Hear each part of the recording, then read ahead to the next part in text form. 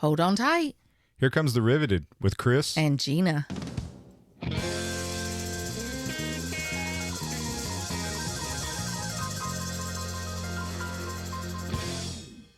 Gina, we are at the Airstream International Rally in York, Pennsylvania.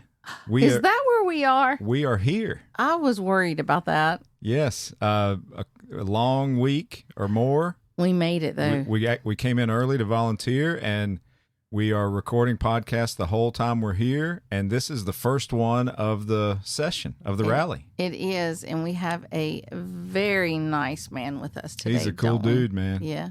He's a cool dude. Sweet.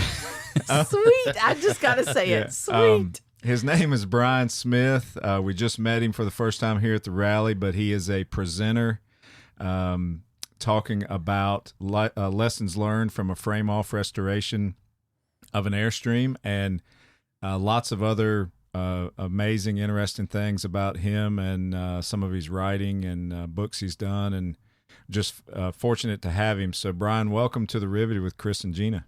Yeah, thanks for having me. We're so happy you're here. Yep, I'm so happy I'm here. Good. Glad you are. We hope everybody's having fun when they come into the podcast studio and they don't, feel like they're under this pressure to perform or anything. I mean, you do cram a mic right in front of their face. Well, I mean, that is part of the podcast. I mean, you got to have a microphone. Do you feel trapped right there? No, not really trapped, but like, I kind of like to watch people when they talk, and so I sometimes I'll get to dodge the mic. Oh, you got to dodge the mic. That's what I've been doing. Yeah. Oh, Bob and weave. Oh, we got it going. Look at we should be on video right now. We got the little head bob going. Hey, look, this is a very sophisticated podcast recording studio. Don't be throwing off on my mic placement. Well, we're glad you're here, baby, and are excited to hear, hopefully maybe a little mini preview of some of this. Lessons learned from the frame-off restoration, and then talk about your books and just talk Airstreaming. So I like how you say books. Yeah, he's got several. I know. I'm excited to read them. We always like to start by asking, though, what your entry point was to Airstream. And am I right in thinking possibly that the entry point was doing this restoration, or was there other past history before that? Doing the restoration. The first time I'd ever stepped foot in an Airstream was at the Tampa RV show in, I think, 2014. Stepped in because I'd always seen them, always fascinated by them. And I stepped in. To this day, I don't know what model it was, but the walls were like padded leather. And it was at that moment that I realized I cannot afford this. Yeah. And so, it was always just kind of like that'd be nice to have, but it just always felt so far out of reach. And then during COVID, like everybody else, I wound up finding these travel YouTube channels, and my interest kind of bounced around from, sailing the world with sailboats to RVs. And one of the RV channels that I found and started following was Keep Your Daydream. And then they got their Airstream, and then it got me on the warpath of I bought a sailboat, I sold the sailboat, so now I'm going to do the RV thing. And I had a budget in mind that I was going to find a used Airstream for. And the Airstreams that I found that was in that budget were just not good enough. And then I stumbled across an Airstream that had been sitting in a field for 20 years. That was way under my budget, but I saw the potential. Yeah. And then shook hands, made a deal, and that's how I got my first Airstream before ever stepping foot in one, really. Wow. Yeah. We've had the one and only Mr. James Shaw on our podcast before, and he made a comment about how, the cool thing about Airstream compared to other brands of trailers is, you can become an Airstreamer, you can get into this lifestyle, this community with a very expensive entry point with something new, or also a much lower entry point. You get what you can afford because they last so long, and then you do your maintenance, repairs, upfits, whatever, and you can be an Airstreamer just like everybody else for a lot less budget. And absolutely. But his wasn't just a repair; it was a full-on restoration here. But like the door opening to be able to own an Airstream can be opened in lots of different ways. Yes. Yeah. So that's cool. So do the popcorn buckets count? I guess it does. Oh, so you'd be an Airstream owner if you owned a popcorn bucket. Yeah, I mean, the sleeping quarters are pretty tight. You couldn't come to a rally in it, right? Yeah. Prior to you shopping or finding that Airstream, were you aware of like the brand history and stuff? I mean, not the full history, other than the fact that, I always saw them. I remember being a kid in a family trip and seeing one that was polished going down the road and thinking, oh my gosh, that's the coolest thing I've ever seen. Because, I'm a kid. Just in pop culture, you see them in music videos and movies, and you wind up listening to an audio book. Matthew McConaughey lived in one for a while. And you always hear people talk about them. None of my family were RVers, so we weren't even around Airstreams as a kid. So I really started digging in to Airstream's history and everything when I was researching. Okay, I've got the budget, I'm ready to buy something. And funny enough, kind of like in that same time frame, I had just purchased the Airstream, immediately went to work with demo because it was that bad. And I had just popped the top. It's hanging in midair on the gantries. And work flew me to Dayton, Ohio. And I'm sitting there at the hotel. I was done early. And I was like, what is there to do around Dayton, Ohio? And I just happened to look. And there was, Jackson Center was like 30 minutes away. And so I jumped in the car, went through the tour and everything. And I didn't do the tour. Sorry, I did the museum, and just accidentally happened to be right next to the factory for work. So, that's really cool. Yeah, that's a good opportunity for that. And what year was that again? That was 2023. 23. Yeah. Okay. So tell us what you found in that trailer that was sitting for 20 years. What is it? So it was 79 Sovereign 31 footer. Right. And it had been just left in a field for 20 years. Looked like a tree had fallen on it at one point. The interior, I would pretty much say from the wheel wells forward, they had already started the process of renovating it. And then they pulled up the floor and they saw the frame and they were like, okay, this is too much. They couldn't do it. And that's why they were selling it. With my fabrication and tinkering background, I was like, okay, I could probably deal with this. And I happened to look after we had shook hands and money traded hands. I go around to the back and I was like, I feel like I read something on the forums. They said, check the rear bumper and to see if it flexes. And I went back there and that rear bumper moved up and down like 2 inches. Oh boy. And I looked underneath and it was at that point I knew either this was going to be an amazing rebuild or the worst mistake of my life when the rear frame rail that sticks out on the bottom of these older ones was a 2x4. Oh, wow. Oh. Man. And there's no backpedaling at this point. There was no backpedaling at that point. I was committed. I was like, oh boy, here we go. They just had to shore that bumper up a little bit, before. Just a little bit. Wow. Oh, well, man. that's, before you go anywhere else, so you do have a background, because you said you haven't been around the Airstreams basically until now. So you have a background in fabrication or something that would guide you through this? Yeah, I've always been a DIY tinkerer. I'm one of those that I took welding and woodworking in high school. My dad built our house, and I helped out a lot with that. Oh, that's cool. He taught me how to work on cars. So I was one of those that I saw it as like, it's all just steel and aluminum. and fiberglass squished in between it. Like, how hard could it be? Yeah. Well, you have to get those all to go together and mesh and stay together going down the road. Yes. Yeah. Yes. Yep. So you, the thing that I thought was cool whenever we connected and you were telling us about your restoration and how you blogged it and captured all the moments and put a lot of information out there for people to read and enjoy was the name of your blog. And man, that we love like just recently we had the Ramblin' Hamlins on as guests, and we thought that was the coolest, kind of social media name, the Ramblin' Hamlins. And so those fun names that we always enjoy learning and hearing. So tell everybody yours.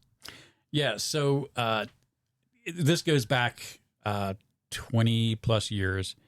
I was reading a internet forum that was comedy based, and there was a cartoon artist there that was doing improv cartoon panels, and that it was one long thread, and he would just ask for a topic or a word or something to incorporate the next panel of this comic that he had this running thing on, and somebody suggested the word dude, and it was a Superman comic. There was a series of panels, and so it was the artist came back with a cartoon panel of Superman that said something to the effect of, and by the way, Superman had changed from Superman to like a surfer Superman with like the surfer hair and everything else. He's a and, cool. Yeah. And his speech bubble just said, I've for whatever reason, he had to get back to his home base, which, as we know in Superman world, is the Fortress of Solitude. And he says, I've got to get back to the Fortress of Solid, dude. So I named the Airstream in the blog the Fortress of Solid, dude. Yeah, I love that, man. I do too. Fortress of Solid, dude. Oh, you said that rather well. Yeah. Yeah. I can be like a surfer dude. Dude. Yeah, so that blog, that's the URL. Yeah, it's fortressofsoliddude.com. Right, yeah, that's awesome. And a lot of pictures and information about your restoration and just all of the experiences that you went through during that process are on there. Yeah, it's essentially, once I decided, this should have its own blog, I just went through and just recreated, because it was a long thread on Air forums. I just went and recreated pictures and everything, that forum thread, just in case anything ever happened to it. Yeah. Over to the blog itself. And interestingly enough, the first post on that I made, I forget how many pictures were on it, but it was like 30-something pictures. It was like one of the longest mega posts I've ever made anywhere. And like one of the first responses was, run. Oh, run. Because it was all the pictures. Yeah. I had already been into it a little bit. And they were like, I thought you were asking for advice, not, oh my gosh, you're already doing it. Gosh, yeah. They're good at giving advice on there. Oh, yeah. A lot of advice I probably should have listened to. Yeah. Well, I think run was probably good advice at that point. But and I think what's cool about that now, though, is you've gone through that process, the restoration you've done, and I haven't laid eyes on it yet, but I'm sure it's an amazing accomplishment. But you're going to share those experiences here at the International Rally with thousands of people, hopefully, that would like to learn, what a frame off, what all it is to do a frame off restoration. And what it looks like to do that. Yeah. Yeah. Yeah. Very much. Mm-hmm. Yeah. And the thing that is, as you documented that process and you got to some hurdles or whatever, being able to see that and let other people, learn from you now rather than hearing that advice and deciding to pull the plug and not do it back then. Oh, he's going to show me a picture. Yeah. Hold on. Oh, look at that. Frame off. That was the condition it was in when I went to Jackson Center. Yeah. So I guess you have a home, you have a sticks and bricks home or somewhere to do this? Look at that, Chris. During that process, yes. Mm-hmm. So listener, we will post some pictures on social media, but also on our little blog section. We'll have some of these posts for you, these pictures that we're seeing right now. I probably would have said run too. Yeah. You probably wouldn't have stopped by the field. Yes. Yeah. Well, no, I might would have stopped by the field, but I would have never thought to look at that 2x4 though. I do know that. Yeah. So what's the, he didn't think to look at the 2x4. Yeah. What's the time? He went for the bumper. Oh, that's what I meant. Yeah. Yeah. What's the time frame like from purchase date to when you completed it? What was that like? Well, I'll tell you what I thought it was going to be, and then I'll tell you what it was. Yeah. So from the time I purchased it and got it home and got it to that point in that picture, and that picture, by the way, is the body hanging in the air above the frame, that was about 2 weeks. My supervisor at the time at work was real vested in the project, and he was asking me for updates, and he was like, so how long do you think it'd be before it'd be back on the road? And I was like, at this rate, I don't know, probably back on the road by August, a couple of months. No. It took 60 days from the time that the body was off the frame until the frame was done enough that I could put the body back on the frame. Wow. Oh. So 2 months just in framework. Mm-hmm. It was that bad. Yeah. And then the rest of the time, because my work is either a couple of hours a day working remotely, the rest of my time is free, or I fly to a customer's site and I'm gone for a few days, but the rest of the week is mine. Mm. So every spare minute I had, I was working on the Airstream. And even with that amount of time that I could throw at it, it still took a month and a year to do. Or sorry, a year and a month. Year and a month. Yeah. Yeah. Yeah. Well, I was... Well, the first month was the regret month. Like, oh my gosh, what have I just done? Maybe. And then it took a year. Yeah. I was just justifying it. Yeah, seriously, because when I got in there and I pulled all the inner skins off and I was getting ready to separate the body, like everything I took apart exposed something else that needed to be replaced or fixed. Every single thing. Yeah. I mean, it was so bad, nothing went back on the inside except for the skins. Yeah. Mm-hmm. All of this I built from scratch. Wow. And but there was a moment halfway through taking all the interior skins off where I sat there and I looked around and I was like, you know what? About 2 miles down the road, there's a scrapyard. And I literally had thoughts of just dragging it to the scrapyard. It was that bad. Wow.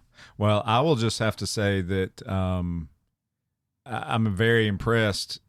Of course, I have no frame of reference to be impressed other than just my opinion of it is that I would have thought they would have taken much longer. So that's longer than a year and a month. That's awesome. A awesome. lot of them do. And in that thread, the old school guys that came in there with tons of experience were kind of floored at how fast I was getting it done. Yeah, so that's great. So yeah, for me, a year and a month, average person with my skills, but a proper 9-to-5 job, probably a couple of years, 3 years. Yeah. Yeah, that makes sense. Just finding the time, but you were able to do that. Yeah, and that's good. Yeah. So how long, when did you complete it? Like how long have you been using it now? I hit the road June 4th of last year. Okay. So a little over, a year and a couple months? Yep. Or a couple months and a year maybe? Yep. Okay. And immediately jumped both feet in. Wow. Fresh off the restoration, right into full timing with it. Really? Yeah, that's awesome. Congratulations on that. Thank you. Yeah. So that's the rig you have here with you now, right? Now, Yes. Chris, did you see him? Did you park him? I did not park him Okay. specifically, no, but I know that where he's parked. And, Okay, so you know what we're going to do. I can't wait to go see it. Yeah. Yes, we're going to go see it. So that getting it finished, being in it since June of last year, that's over a year now. So was that the span of time that, and we'll transition to talking about your book now, is that Airstream and Dust, the book that you wrote, is that period of time, or is that a different? Yeah, Aluminum and Dust is Aluminum and Dust. That's okay. Yeah. Is from June 4th when I hit the road. It starts off with the pictures right there in my mom's backyard. Yep. And it goes the full year. So it ends. I was on a trip with Rachel Miller and Leon Fry up in the Upper Peninsula, and that trip happened to fall.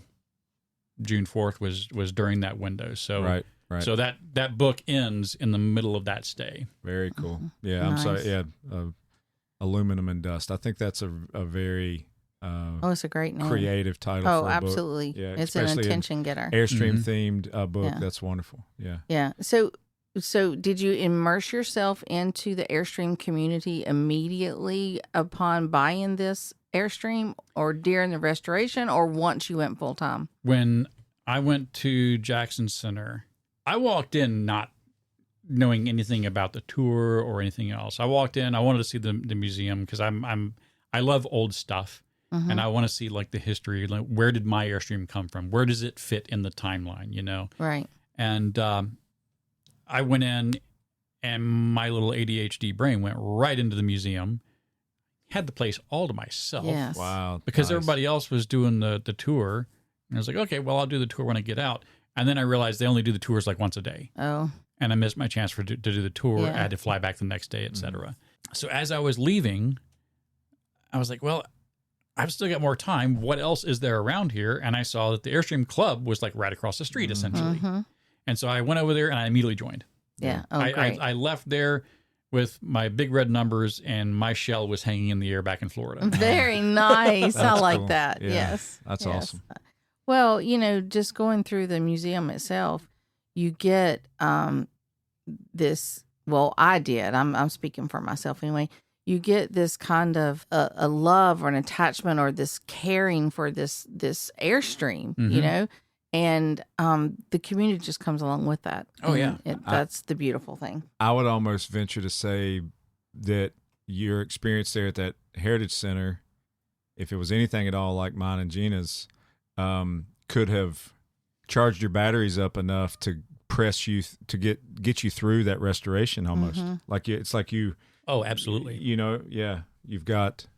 see all of this history from the past. You see these amazing older vintage trailers on display It's been in there. all over the world. It's been all over the world, Mhm. and then you've got one at home that you're going to restore, and just knowing that you're and has its part own of that. history. Yeah, that's awesome. That's wonderful. Yeah, because it's still on my door. I had to take it off because the older Airstreams, if you've been inside them, all the walls are covered in like some funky vinyl wallpaper. Yeah. I stripped all of that off, Okay. which that was a 40-hour job by itself. Wow.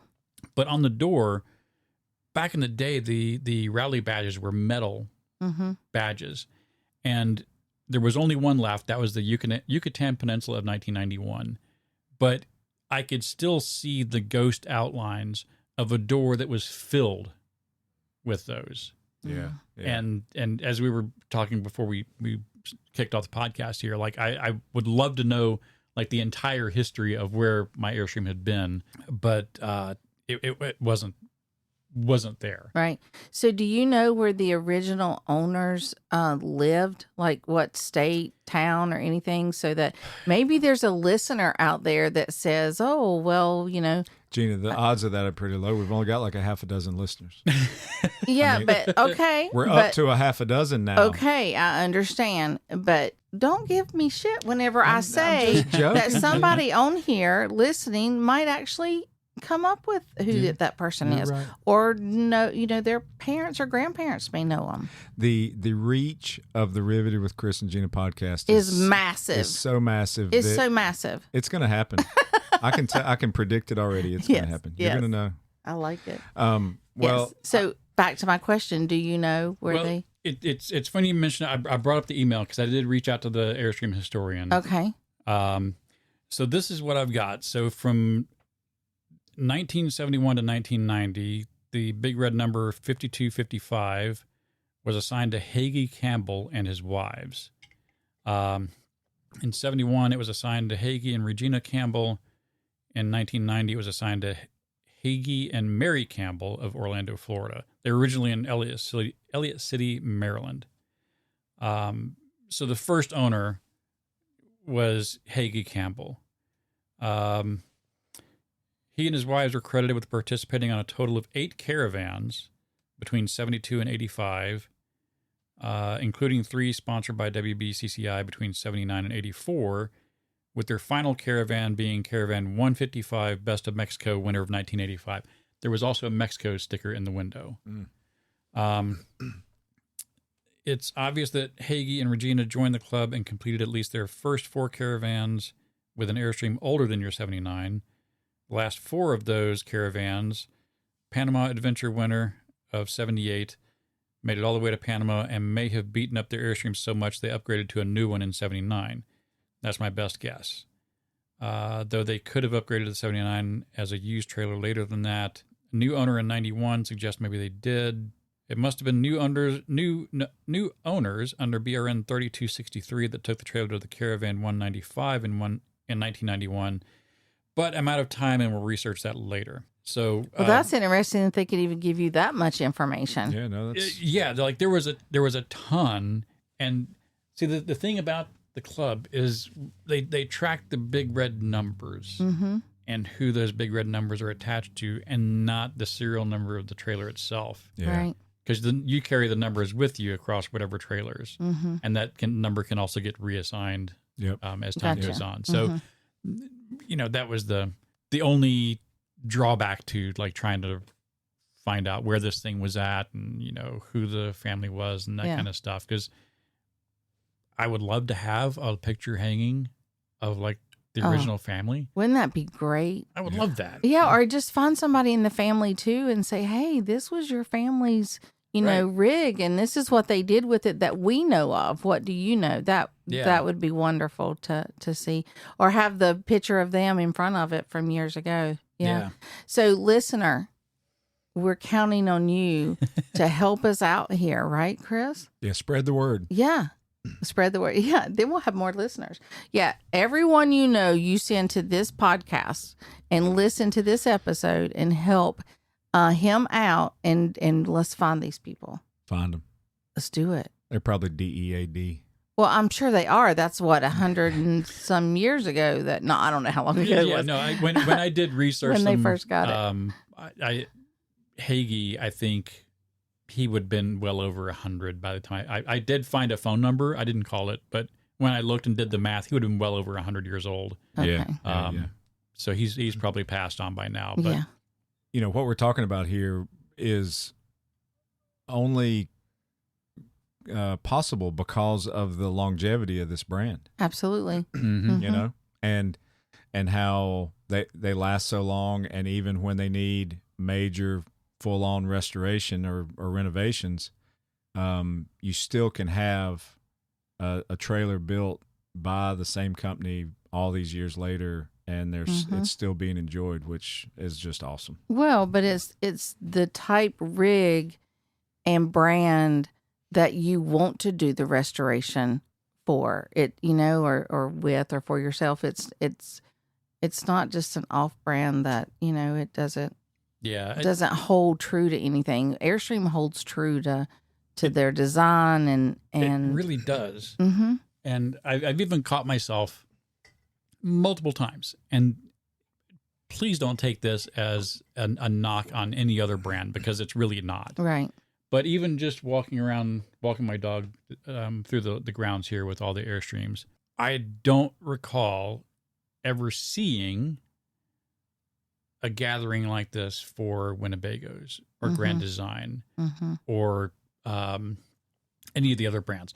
I am absolutely positive they exist because I've heard of them. Yes.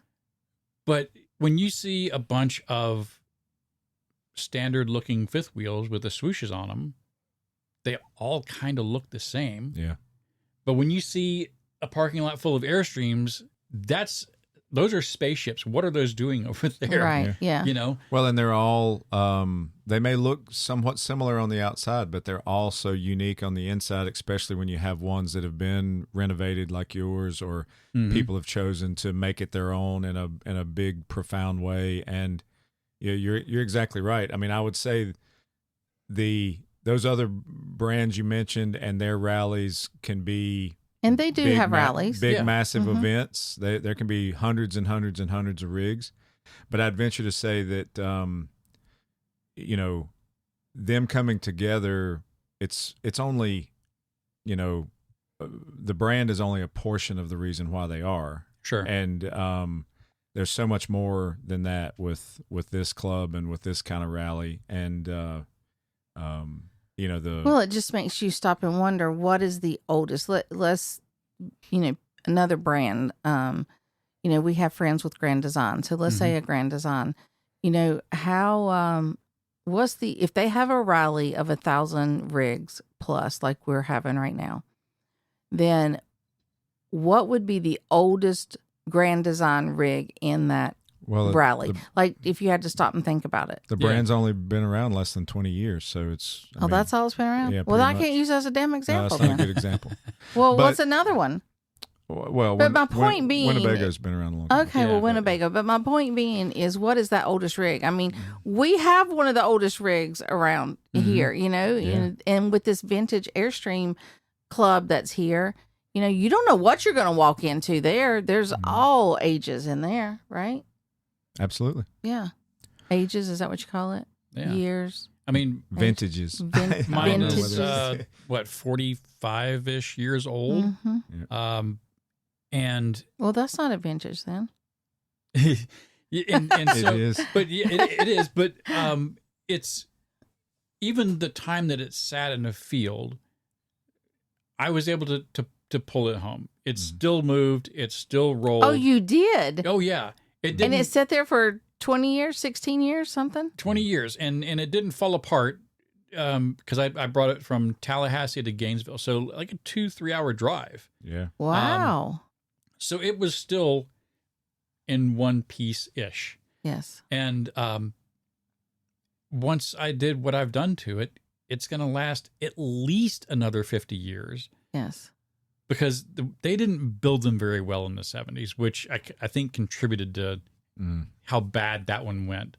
But I overbuilt everything. The ones that from that generation had 5/8 thick plywood, I mismeasured and I went back with 3/4 inch marine plywood. Wow. So everything in it's overbuilt. The frame, a lot of the cross members were only welded on one section of where they all met, and I went through and I welded all the way around all of them. So it's going to last. It's going to last a long time. Another 50 years plus. Yeah. Yeah, like it sat in the field and didn't move longer than some trailers would only last. Would last. Yeah. That's right. Yeah, that's a statement I think right there. it is amazing what you have done, and to have not been an Airstreamer already, or your family being in Airstreams. I did what an Airstream nut would have done. Yes, exactly. As a newbie, Yes. like I don't even know. You dove in head first and you swam to the top, and I think that is remarkable. Yeah. Good job. I can't wait to see it. Congratulations. I know. I'm super excited to see it. Let's go. Let's stop right here. Listener, we'll be back in a minute. We're going to go check it out. We're going to go check it out. No, we don't have time to do that. But yeah, that's awesome. But we will see it, and we will post pictures so that so the listener can see it as well. And then everybody can go to Fortress of Solid, dude, and check it out, man. You just want to keep saying that, dude. Fortress of Solid, dude. Yeah. But that's not the only thing that you have going on. Let's go to these books. I mean, this is really interesting, intriguing. I cannot wait to read them. Thank you. So, to give you a little bit of backstory, I just published these books literally like in the past week to 10 days. Oh, wow. That new. Yes. Wow. And also, I should probably mention that.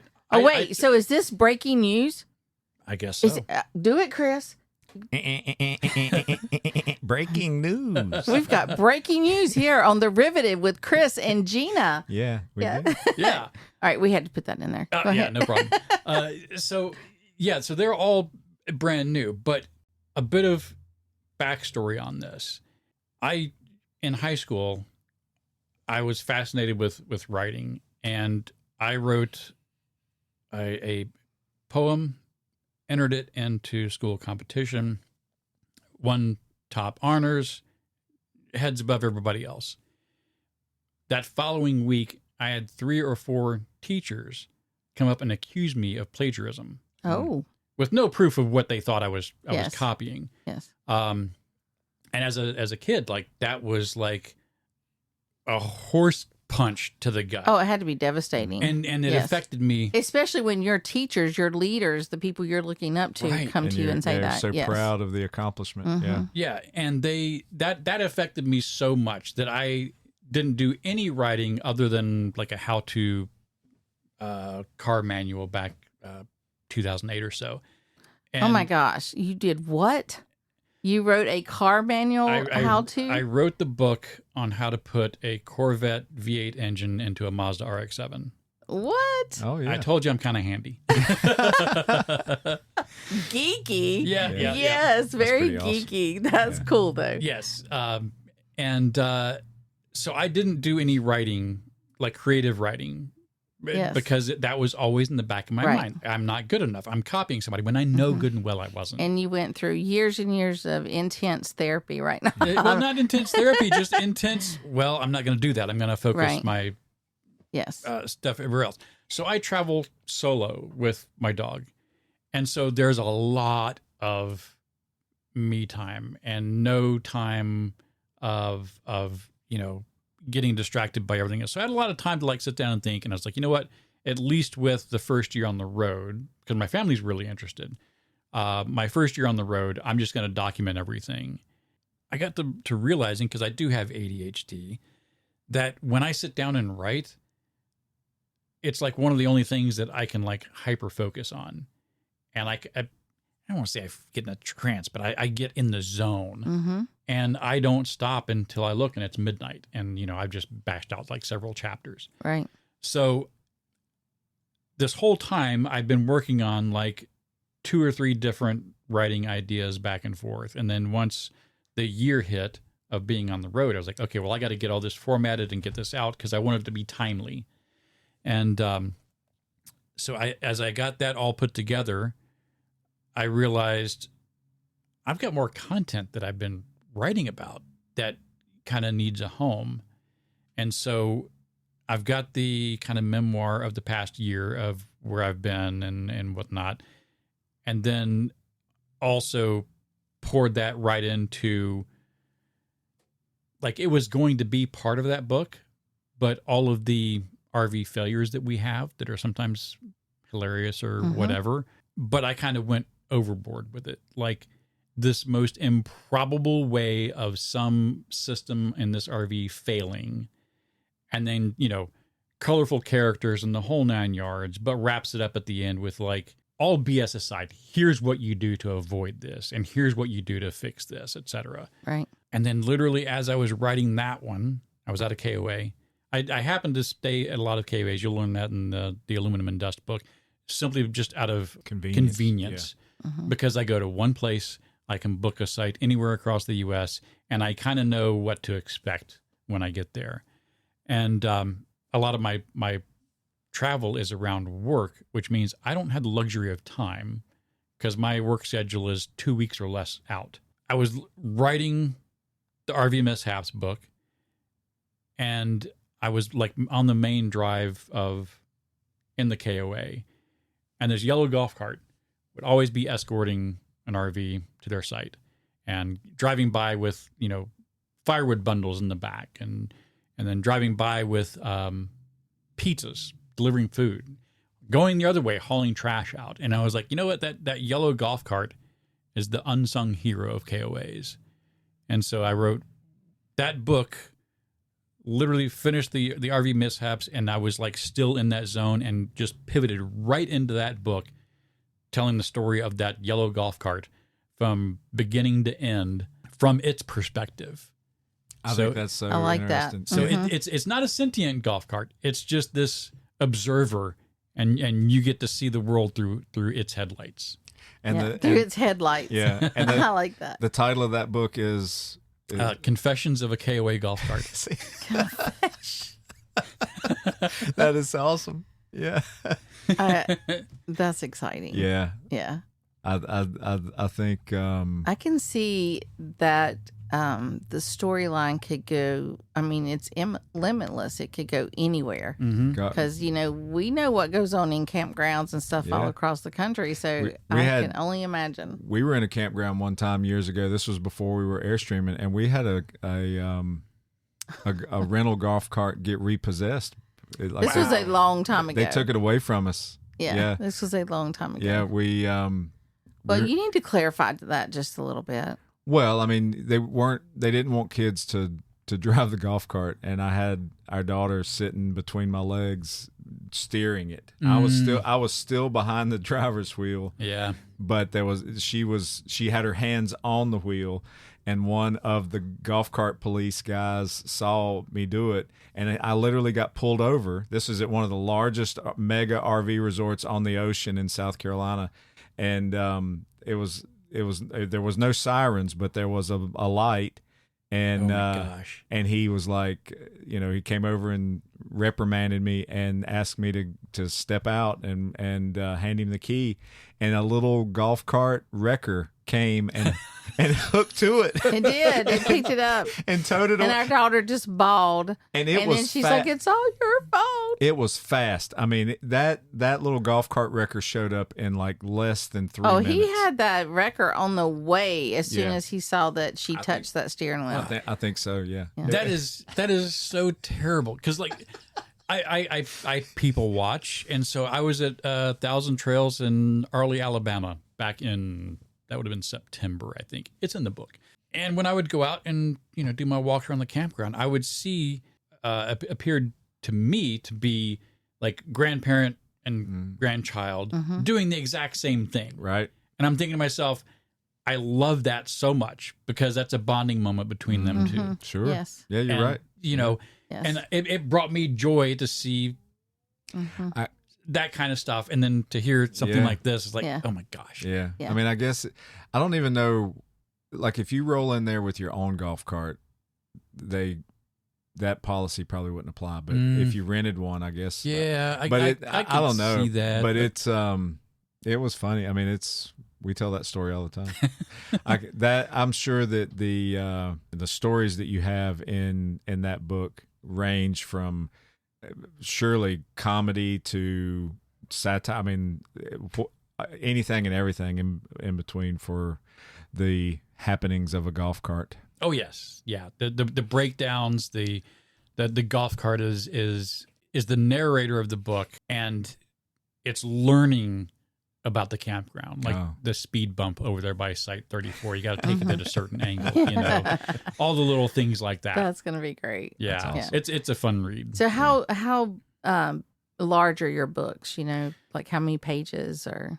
So they're averaging around 200 to 300 pages. Okay. That's a good size. Yeah. So the first book, I printed on a 6x9 sized book, and it was, I think, 220 pages. The other ones, I'm trying to think. I think they're still in the same range. Aluminum and Dust is a 280 something, I think. What's that? Aluminum and Dust, I think, is 280. That one's pretty heavy with pictures as well. Yeah. Which, again, like you don't know until you don't know. Right. Or, right. That's great. I added pictures on that one because I wanted to tell the story visually and, also kind of give credence. Yes, that's where it happened because there's a picture of it. With maps at the end of each chapter that shows the travel that I took great. during that time. But I went to go publish the book on Amazon, and then I realized that in order to get a color version of that book in print, the printing cost was like over $40 a book. Oh, wow. Oh. And I'm like, I don't know if my little year-long trip is worth $40 to anybody that doesn't know me. Right. Yeah. Right. Wow. So it's in black and white, but if you get the Kindle version, if you got a color Kindle or just any other e-reader that does color, even on an iPad, you'll see the full color pictures. Mm-hmm. That's awesome. Yeah. So is it in Audible yet? Like, have you narrated or anything? It's not Audible yet. However, in my mind, and it's how I wrote, because he was a huge influence on me. As you read it in Nick Offerman's voice. Oh. That's how I write. Oh, okay. Okay. That's great. Yeah. And then where can everybody find your books? On Amazon, if you know what to search for. However, if you just go to briansmith.inc, BriansMith.ink, that gives you all of my current books with a link to Amazon to purchase them there. Very cool. Yep. Well, it's always fun to hear from Airstreamers that have Airstream related extracurricular type things, and stories that come from an Airstreamer, especially one that enjoys the lifestyle of RVing, and all the nuances that, golf carts in a campground is definitely a nuance in this lifestyle. It's a very niche market. Yeah, for sure. That's awesome. Well, I mean, this all comes back to the podcast too, because the whole reason why we started the podcast is because we love hearing people's stories, and everybody has stories, to tell or to share about, their life for one, but then their Airstream life and their Airstream journey and what brought it all about. And what's really cool is that you've not only got the story to tell, but now you've written it down to share with people. I mean, you're sharing a lot of it here, but you're getting to share it in these books, and I think that's a wonderful thing. Yeah, that's good. And the blog with the restoration, putting that out there for the world to see will. I just have a feeling that that's going to be really like geeky, over the top, just phenomenal stuff to read and geeky in a good way, in a great way. Like some people, when they go to describe hammering a nail, they go, you hold the nail in these two fingers and you hammer it down, and then there's people who say, well, you place the nail, it's precisely at this point, and the hammer you hold at this angle, and you let it fall at a certain degree so that it hits the nail and not your hand. I just have a feeling that you're like that. Like, you are describing, you will describe it. Yeah. If he wrote a how-to of putting a V8 engine in exactly. And I'm like, everybody's going to want to do a all-frame restoration and know how to do it after they look at your blog and read about it. Well, yeah. And I would say that he wouldn't be presenting at the Airstream International Rally. That's correct. In front of thousands without it. So that's right. That's good. Correct. Congratulations to you on that. It's wonderful. Thank you. And we can't thank you enough for being on our podcast and coming in and sitting with us. We're having a lot of fun here at the rally with these recordings, and we appreciate you very much for coming in. Yeah, this is my second one, and I'm having a blast. Well, this one is our first one, and we're already having fun, and it's not even going strong yet. You're going to love every minute of it. Yep. And also, almost forgot, more breaking news. This just came in literally a few minutes before I came over here. Wait, we got to do it. Breaking news. Here on The Riveted with Chris and Gina. I am the incoming Indie Streamers president. How wow, about that? Congratulations. You just found this out? Yep. Congratulations. Cool. Congratulations. That is fabulous. That's awesome. So would you like, because some people may not know what the Indie Streamers are, would you like to share that real quick? Sure. So it is an intra-club within the Airstream club for people that take their Airstreams out by themselves. They're either, like me, full-time solo travelers, or just a husband or wife who just goes to get away by themselves. Mm-hmm. Very neat. So you don't have to necessarily be a single individual. Right. You just travel solo. Yeah. Yeah. I like that. There's even some people in the club that, an example, somebody may live in Florida and they want to go to Denver as a husband and wife. Mm-hmm. Husband will take and travel all the way to Denver, and the wife will come out and fly in. Right. Right. You know? Right. So that's cool. I like that. Well, I mean, those kind of examples are solo travelers, male or female, either one. I mean, it is a good chunk of the RVing population, and in the Airstream community too. There's a lot of solo travelers, lot. Mm-hmm. and that's good for them to have that intraclub. And congratulations on that. I like the support system that's there. Thank you. And congratulations. That's a big deal. Yeah, thank you. I like that. I can't wait to see what you come up with this year.